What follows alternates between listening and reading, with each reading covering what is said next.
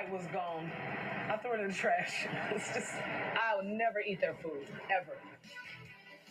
A trip to a Buckhead sandwich shop left one woman with a bad taste in her mouth today. Good evening, and thank you for joining us tonight. I'm Russ Spencer. I'm Courtney Bryant. She says when she placed her order, the employee used a racial slur on the receipt instead of her name. And what's more, she says the employee refused to apologize. Tonight, we are hearing from her as well as the owner of the business. Look at this. What does that say? You say darky? Radio personality and singer Darlene McCoy Jackson took to Instagram, addressing her thousands of followers about the incident that happened Friday at Woody's Cheesesteaks in Buckhead. When they took the order, he asked me my name, and I said Darlene.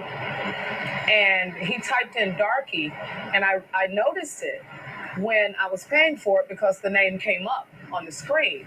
And I said, wait a minute. I said, my name is Darlene. He says, oh, yeah, I heard you.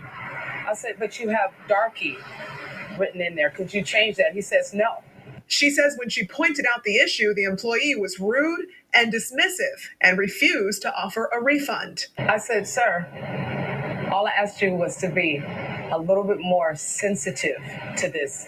You can't call Black people darky. First and foremost, from the bottom of my heart, I'm so sorry to Miss Darlene and the experience that she had today, because it's not what we're about at Woody's. We're about inclusivity. We're about diversity.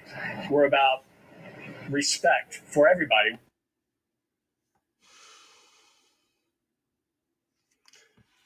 You really gonna play in my face right now, right?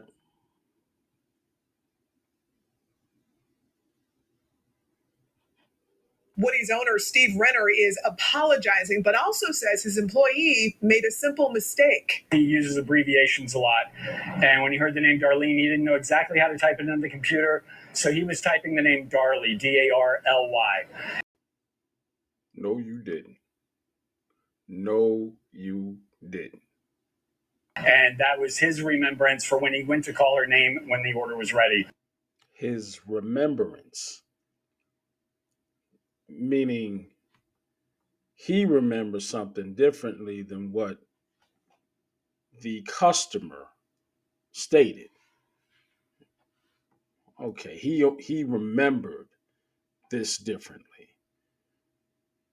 Funny how we got to start calling into question states of mind, what somebody remembers or I don't recalls. Whenever these situations come up, I digress.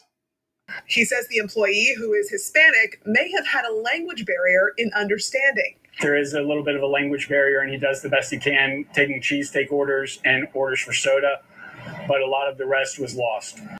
Okay, first we got typographical errors because he was actually trying to spell Darly, Darly, not Darky. Now he misspelled the name, but he spelled that slur correctly. All right, then somewhere in between cheesesteak and Dr. Pepper, because he taking orders all day, he managed to throw up that racial slur. Got that correct, and the rest is lost because I don't know what happened. I've known the employee for many years, and there's never been an experience like this before. Renner Stop the cap. Says he will work with the employee to better communicate with customers in the future. As for McCoy, she says the experience has left her disheartened. So that tells you everything you need to know right there. I'm not going to fire this guy because, he called this black woman a darky in my restaurant. Y'all just going to have to get over it. And we're going to take him to some sensitivity classes, huh?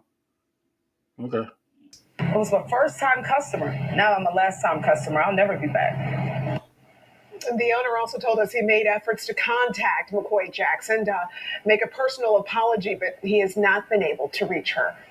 Now, what he did is realize he done messed up because Darlene McCoy Jackson is got a substantial following, and I believe she works on a radio station down here in Atlanta. And just imagine if she didn't have that voice, or if she didn't have a platform, if she didn't have 1,000 followers or more, several thousand followers. Where would this story have gone? I just find it comical that whenever you even bring what they say, check the receipts. I got receipts. She brought the receipt,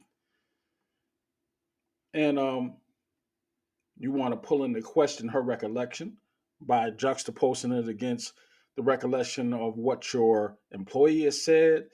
Um, Now you got caught, and that is the biggest issue I got right here. And I ain't trying to go too far into this mess anymore. You know what it is.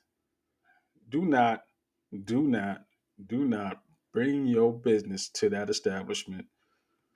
You know, that's all.